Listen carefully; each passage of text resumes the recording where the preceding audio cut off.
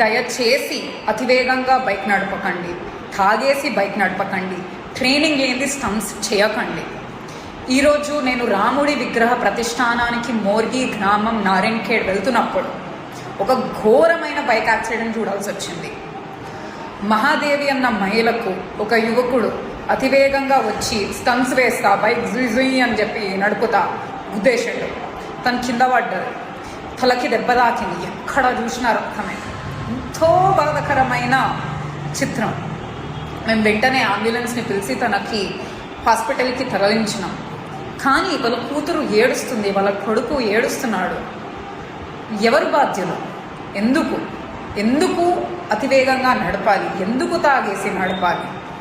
ఆలోచించండి. దయచేసి జాగ్రత్తగా నడపండి. దయచేసి అతివేగంగా బైక్ నడపకండి.